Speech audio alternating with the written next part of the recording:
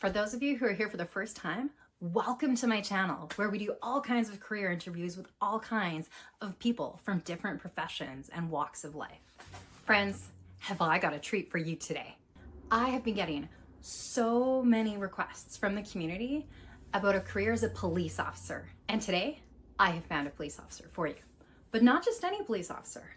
I found a career police officer, and he served not in just any country in the whole world, but he served in the Australian Outback for 30 years. And his career was so successful, spanning those 30 years, that he served not just once, but twice upon special request as the bodyguard for the late Princess Diana when she and King Charles, Prince Charles at the time, visited Australia. So you're pretty lucky to be able to watch an interview with this man. The name of my special guest is Garry, and he joins me today all the way from Christchurch, New Zealand. It is my singular pleasure today to introduce you to Garry. Welcome to Career Talks, where we dive deep into different career options. I interview people from all walks of life who have chosen a variety of careers. I ask the easy questions, but I also don't shy away from the hard questions.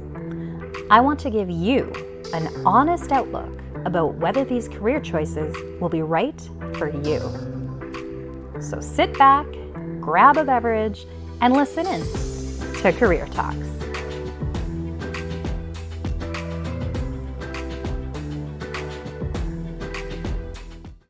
All right, here we go. We've got you live. We're recording. And thank you so much again for doing this interview. So let's dive right in. Okay, Garry. Right. So first off, could you please give our audience a little bit of background about your career? Where and when did you serve on the police force in Australia? Well, I went to Australia in 1978 as a young man of 23. And it was a bit of an eye-opener for me because I was from a little town in New Zealand. I went up there for adventure, thinking I would last a year or two, and stayed there for 30 years. That's awesome. And you were in the Northern Territory, weren't you? Did you move around a bit? I was only in the Northern Territory. The Northern Territory is about 1.5 million square kilometres. Reaches from the centre of Australia all the way to the north of Australia. And it's squeezed in between Western Australia and Queensland, and that's the only state that I served in. Amazing. And what year did you retire? I retired now about 15 years ago. Okay, so till around 1994? No, it'll be later than that. It'll be in the 2000s. Yes, in the early 2000s. Awesome. That's amazing. So some of our audience members might be considering a career in the police force, whether that's in Australia or elsewhere in another country. What kind of training do you need before entering this field? The main thing is to have common sense and to have hopefully worked in a different field before you join the police force, because you really do need common sense. You need to have been around a bit, socially open to new ideas. Just go into it with an open mind. Don't think that you're going to change the world and that sort of a thing. Take it for what it is and go for it. So what kind of a person would be a good fit for this job? Well, as I say, someone that's mature. Certainly for the Northern Territory, it's slightly different than any other police force in the world. It's pretty remote, it's pretty rugged. So you need someone that likes the outdoors a little bit, someone that I would say not younger than 25, just someone that wants adventure and to go in there with an open mind. Yeah. Who would be a bad fit? I mean, so for example, let's say I wanted to join the police force. Would I be a good fit, or who would be a bad? I wouldn't be a good fit. Okay, so who would be a bad fit?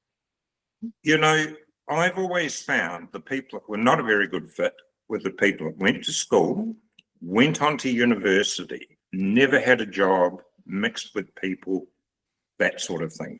A good fit, as I say, is somebody that's knocked around, worked, whether they're a checkout person in a shop, someone that's been in contact with people, because that's the most important thing. Common sense and being relaxed and being able to interact with people. So what does it actually look like to be a police officer in Australia, in the Northern Territory, sort of day in, day out, or, year over year? What does it look like? What does that job entail? Right. It all depends whether you're in one of the 5 major towns. That's pretty much like policing anywhere else. But if you work in remote areas, you would expect to be on an area where there are sort of 300 local First Nations people. And so in those remote areas, you were working with tribal elders, working with tribal law and white men's law. So it's a very delicate balance. Other times in the cities, it's just like policing anywhere else, basically day to day, whatever happens. But in the remote areas, you're not only the policeman, you're responsible if there's an election for the voting returns, you're the weatherman, you're almost the nurse, you're almost the midwife. So it encompasses a huge variety of different areas. What's the smallest community that you ever worked in? The smallest community would be an isolated community. There was myself, my wife, my 4 children, 300 First Nations people. That was it. And my patrol area was probably about 4,000 kilometres in all directions. Now, in that area, it would just be desert or the odd cattle section. It's pretty remote. Very remote areas. And there's a wet season, a dry season in the Northern Territory. If it's the wet season, you really cannot get out by road. So it's got to be one heck of an emergency to get help from anyone. That's fair. So would you say this is a dangerous job? Would you say being a police officer is a dangerous job? And were you ever in danger during the time that you served? Oh, absolutely. It is a dangerous job. And I have been in danger lots of times, but I always found the best way to de-escalate things is the best weapon is your mouth, is just talk to people in the right way, talk people down, and again, relate to them. It is a dangerous job, and nobody should think that, they can go into policing, do a little job in an office or not be in contact or be on the road. And you've got to be prepared for everything. And yeah, there is danger. That's fair. I know in Canada, where I live, the RCMP, the Royal Canadian Mounted Police, they have to kind of move around the country and they get stationed. They get the choice of, 3 different places you have to pick from that list. What about for you? Did you have to move every few years? Was that a requirement in the police force? It wasn't a requirement, but it was certainly encouraged. And there are about 30 police stations throughout the Northern Territory. And certainly if you wanted to, say, later in your career, go into a specialty department, if you'd shown you could handle bush stations and the remoteness, it certainly helped you along your path. Obviously, there are people there, like any police force, that just want to sit in the office or be a court guard or whatever. Encouraged, but it was very rare that someone was sent somewhere for being naughty or whatever. That's fair. So what would you say, as you think back on your career, what are the top 3 things about being a police officer? Well, the best thing for me, the top 3 things for me were enjoyment of my job. I loved it. A stable job, excitement all the time, dealing with people and never knowing what would happen the next day. It was just living in the day, living in the moment and going for it. Awesome. What about the negatives? What were your least favorite aspects of the job? Funnily enough, I'm one of these people that didn't find a lot of negatives. I guess people could look at negatives as being, you do deal with a lot of death. Negatives would be having to clean up after murders or car accidents, going and telling families, informing families of terrible news. That's a negative. Another negative is that when you're in a job for so long, you don't become negative but you're very cynical. You end up being very cynical. That's a bit of a negative. And the other one is where I was, the intense heat and the temperatures. I mean, it was a really hot place. So that was a bit of a negative. But for anything else, no, everything's great. Was great. I feel like I'm lucky that I've known you for a few years, and you're one of those people who strikes me as very happy-go-lucky and just generally quite jovial. And so I think sometimes I'm surprised that you were a police officer before that, even a prison guard for 10 years, because you have a real zest for life. And so I think maybe that would have been one of your career assets as well, that you're so positive. Absolutely. One of the ones that never took the job home with me. And it wasn't because I was any stronger than anyone else. I was just able to, people say you put things in little boxes. It wasn't like that with me. I've been able to deal with things, not let them get to me.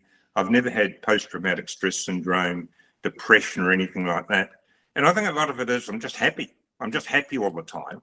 And I just felt that I was doing a good job, and I appeared to do that. And no, I'm a happy boy.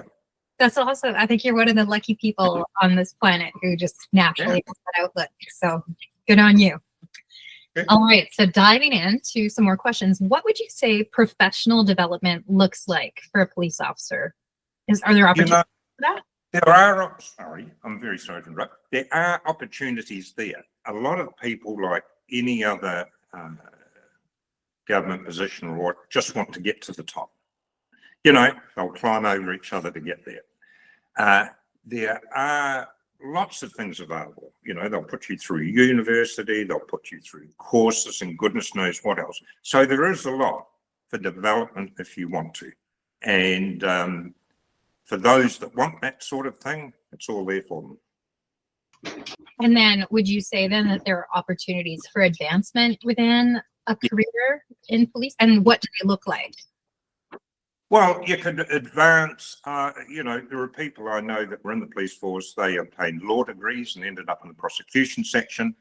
There are people that were able to take a lot of their skills overseas to use with Interpol and international police forces. So there are certain little areas, it's pretty hard to specify, but there are certain areas you become a bit of an expert in by progressing through and studying.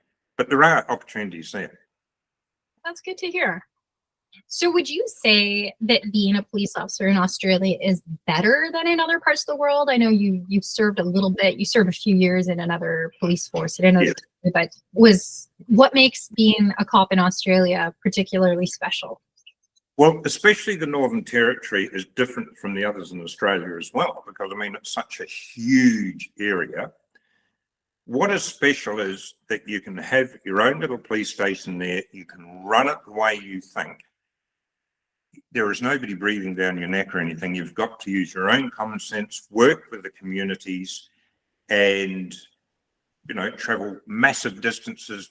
And I think it's a sense of being able to, you have a purpose. It's not just some police forces have a quota on speedsters and goodness knows what else. It's being your own person, basically. That's really cool. I get the impression now, even knowing you as a friend now, that you're part of a brotherhood, that you keep in touch with old mates, and you kind of keep an eye on the news as well. And when a bad person is caught for something, even 20 years after the fact, you all connect with one another and talk about that. So would you say there is a brotherhood? Oh, absolutely. There were 50 of us went through training. 5 of us have died, but the rest of us, probably 70% of us, keep in touch. We keep in touch on a regular basis. If some of them are down in the dumps, or they hit financial situations where they're not too good or whatever, we do look after each other. You know, after all, we spend a third of our life with these people, so we become pretty close with them, and we do look after each other and care about each other. And it doesn't matter whether you're only in the police force for 1 year, 2 years, 30 years, everyone's just as important, so we look after each other. That's really cool and quite special, I would say. I don't imagine there's a lot of careers. I mean, maybe military also there's a good, but I can't imagine people in, you know, the public service, you know, the government or whatever, necessarily everybody following with each other. It's a job that people do because they like it. You know, I've heard it when I was in Canada. It was always a surprise to me that people were hanging around in some of the jobs there because this golden handcuffs thing. So you hang off in a job there until you, even if they didn't like it. Jeepers, we had nothing like that. We liked the job, and if you didn't like it, you would leave. Which meant that, you know, those that stayed were really passionate about the job, not any financial benefit they'd get at the end of it. That's good. So if you could say anything to our audience right now, and people who are watching this video because they're considering a career in the field, what would you want to say to them? If they were considering joining a police force? Yeah, do your homework first. Go and have a look around, speak to police in the city or where you are.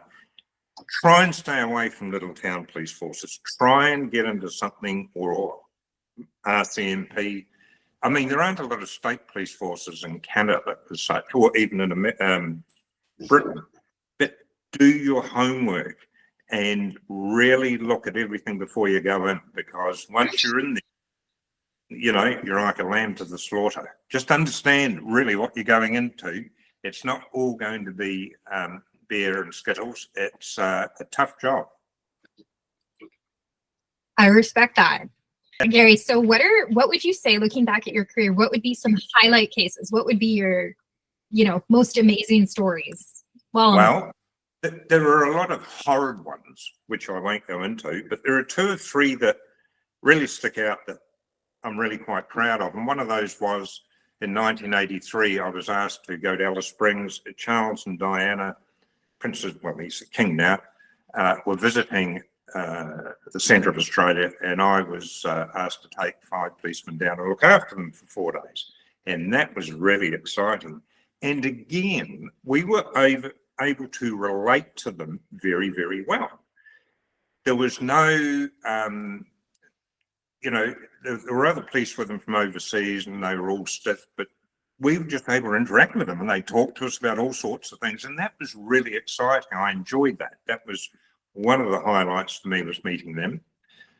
I met John Paul II, the Pope, when he came out. We were doing traffic duty and stuff, but he came to say good day. That was pretty exciting. I sat through a couple of pretty big cases in the Northern Territory, and there's one that always comes up. People ask a story about a dingo that took a baby at Ayers Rock. It's called the Azaria Chamberlain. It was a huge case in Australia. Half of the people in Australia said a dingo didn't take this baby. The other half said that this lady had murdered a child. It's a huge story. If anyone ever wants to Google it, the Azaria Chamberlain case. And I sat through all the court proceedings on that, and that was very, very interesting. One other little story that people might like. One evening we were called to a unit, a house where people were living. When we arrived there, there was a 4-wheel drive. The wheels were spinning, there was smoke coming out of the building, people were screaming. And we looked under between the back wheels of the vehicle, and there was a wee child there. This truck had gone through the walls. The wheels were still spinning because it was on a throttle. And I was able to get this little child out, and she was fine. And 7 months ago, we found each other again. After all these years, after 30 years, we touched base on Facebook. And that little girl lived to a great age. But unfortunately, that evening was so bad for her father and her brother that the father killed the brother and then committed suicide. So it was a lovely story in some respects, but in other ways it was pretty awful. But that was a real highlight, that we're able to get this little child out. The highlight was, I heard from a few months back, little things like that are wonderful. That's amazing. That's a kind of a cool story. And I guess that's where sometimes when you see those social media, you know, that social media exists, that's kind of one great reason. Really cool story. Thank you. Oh, wow. So thinking about, say there's a young person who wants to enter this profession and they're filling out the application form. Are there any skills, talents, or character traits that would give them an edge on their college application? Is there something that would help a candidate stand out?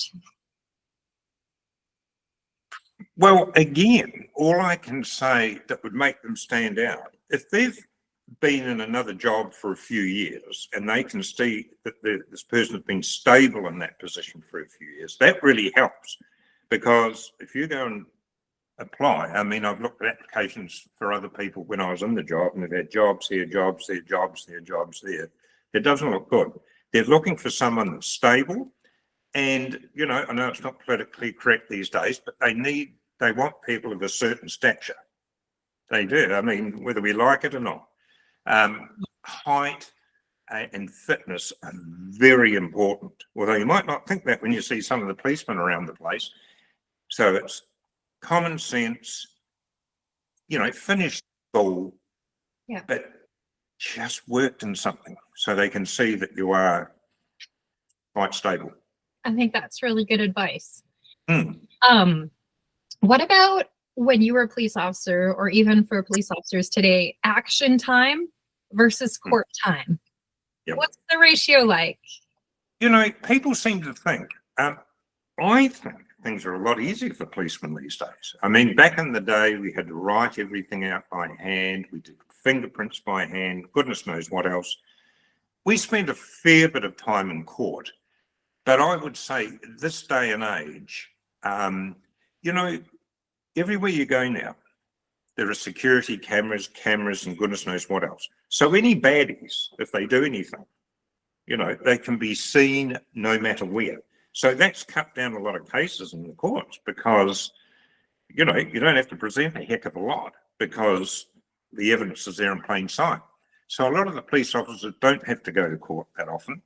And for instance, if I was in Darwin, I would only go to court 6 times a year. And in remote stuff, go up to one of the main cities and spend a few days there. So it's not all about sitting in court or that sort of thing. I'm curious then, there's been a lot in the news lately about body cameras on police officers. What would you think of that? You know, I think it's a great idea. I mean, there would be people that think, not such a good idea. But it's so easy for people to make allegations. I would wear one. Because I'd be covering myself and people could see the evidence right there. It's very, very easy to make an allegation, hard to disprove it.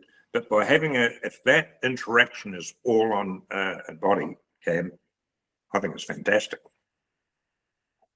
That's a pretty good argument to me, especially coming from someone with so much experience. So thinking about, you know, you have a lot of experience under your belt in the police force. Are there things that still need to happen to make this career better for either the current or the future workforce? I think, you know, all police forces go through certain periods, and I know a couple of them here in New Zealand at one stage went through a stage that everyone needed a uni degree, goodness knows what else, and we were getting people straight out of university, went out on the road, didn't know anything at all. That's come back again. Look, as I say, I keep coming back to this common sense. I can't see how they can make the job any better. I think what they're doing now is pretty blooming good, bearing in mind all the outside pressures. The job's so political these days. And everyone wants everything straight away. The only way they could make the police forces better is to have more staff. I mean, they all seem to be working with very few staff, but that's the only way I can see improvement, more staff. That's fair. Well, because I think too, anywhere in the world, you always have, as a police officer, you have good benefits, you have good health, dental, pension. These are all, Yep. I think that's worldwide. It's a high standard, is it not? That's right. Oh, absolutely. Well, when I started, things have changed. When I started, we had a fully furnished house. We had airfares anywhere in Australia. We could fly out of Australia. We had all the medical, we had everything else. It's changed a lot now, especially from when I was there, they encouraged people to buy their own homes and give them a massive allowance each year to pretty much pay off the mortgage. The benefits are good. And if you stick in there, you'll get a good superannuation. That's good. It's a really, and I know not everyone makes it to the end in this career. So that's, I think those trade-offs are good. Anecdotally, so I don't know about when you were in the police force in the Northern Territory, but were there a lot more men than women, and has that changed? Is it harder to be female in the police force? Unfortunately, there are more women. No, I don't mean that. You know, when I joined, the ratio of what there were probably about 10% of women in the Northern Territory Police. The females that came through on my course were the first ones that ever worked out on the street. And the reason for that really was not because of discrimination against women. It's a wild world out there. And like it or not, you know, the woman used to get a bit of a hard life. You go into the hotels and goodness knows what else, people want to fight you, and a woman comes in, rightly or wrongly, they don't think she can measure up to a male. The police force up there now, I think it's about 40, 60. It's a hard environment for anyone, and but it has improved. And as I say, the only reason up there that they never had a lot of police women was, you know, they're tougher than men, let alone women. Yep.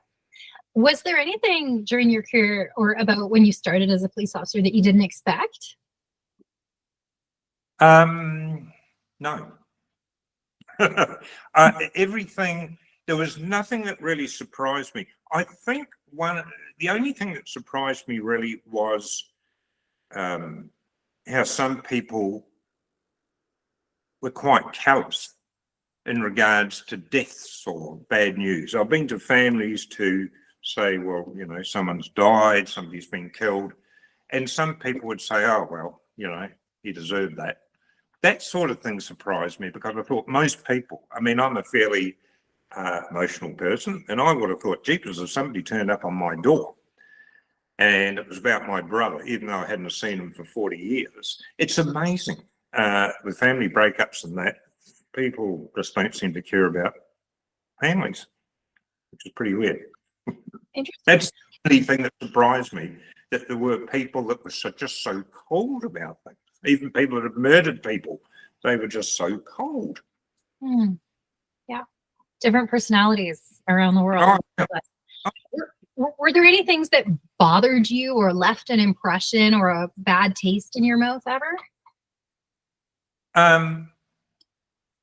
There was not really. I think the thing that no, I haven't got anything that nothing at all really. The only thing was, what really used to leave a bad taste in your mouth, and it still does. Australia and New Zealand were pretty much equal society. The thing that used to brass me off a bit, if I pulled somebody up and they were a solicitor or somebody who thought they were of higher standing, they thought they would get away with whatever they were going to do because of who they were. That sort of thing used to brass me off. But that's about the only thing that ever left a sour taste in my mind. Going to the station one day and you find them at the counter making a complaint because they felt they were above the law. I don't think that'll ever change. We have that ever, don't we? And it makes it worse for them actually, because you think, right, so don't do those sort of things. And I can say to people here, look, if you ever get pulled up by a policeman and he's the most arrogant, rude sod, one pulled me up one day, just always be courteous. Don't let them get your back up, because you're not going to win. There are policemen out there that, might give you a hard time. Don't let them get there. It's not worth it. That's right. Well, and it's funny because so many people have their cameras now beside them, and they're like, "I'm recording you," and it's. I know. You know what? When I see that even on TV, a policeman pulls someone up, and they've got their camera out, and I'm pleased I'm not working in that environment, because you're going to get people that are real smarty pants. And they're not helping themselves, I'm telling you. I mean, if I was a policeman, I pulled up somebody and they said, listen, I'm recording this, I'd think, righto, mate, I'll get you for every ball tire, every red light you've gone through. It's just, I'm pleased I don't work in that environment. I mean, I'll tell you one other thing, going back to those cameras. For some reason, people watch police shows and they think the police beat people up all the time. Well, yes, now and again somebody does, but it's that minute. So by having those cameras, I think it's great, because people are going to say they've been beaten up and goodness knows what else. But the handheld phones, when people bring them out, when I see it on TV, I think, not a good idea. Yeah, that's fair. I'll reassure you and the audience that I do not plan to, next time I get pulled over, to identify as a cat or a dog or a hamster or anything like that. I think that just about wraps up all the questions that I had planned for today. And so I thank you for your candor and your humor and your honesty, and just for your willingness to share all of these experiences with our audience on the channel. So thank you so much. Are there any things that you would like to share, or that I didn't ask you you'd love to? You covered everything, but as I say, my main thing is go into the job with your eyes open. Don't think you're going to change the world, because you're not. And if you go in there, just keep your mouth closed and listen. Just listen to people. Use common sense, and for goodness sake, have a bit of street sense about you. Just don't think because you're highly educated and you leave somewhere you can walk in and sort out a domestic situation or deliver a baby or break up a brawl or something like that. Just go into it with an open mind. Wow. I know that I, for one, learned a lot during today's interview, and I hope you took something out of it too. I want to thank you for joining us today on the Isabella Sunshine channel. If you're thinking of a career as a police officer, make sure that you do your own research. Think about what country you currently live in and what being a police officer looks like. As always, when you're researching potential career options for yourself, make sure you do plenty of research on your own. Make sure you gather the insights of local police officers in the part of the world where you happen to live. But I do hope that whether you want to be a police officer in Australia or in any country that you live in, that the words that Garry shared with us today resonated with you.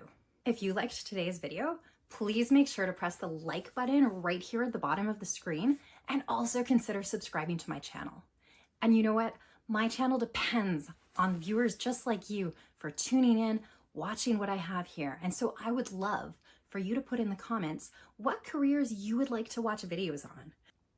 If you got any value out of today's video, I would love if you hit like at the bottom of this video.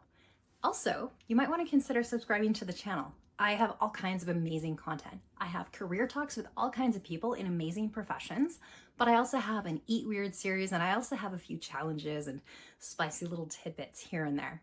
So I encourage you to check out what other videos there are on offer, and I would love to hear from you about what careers you would like to see me interview people from.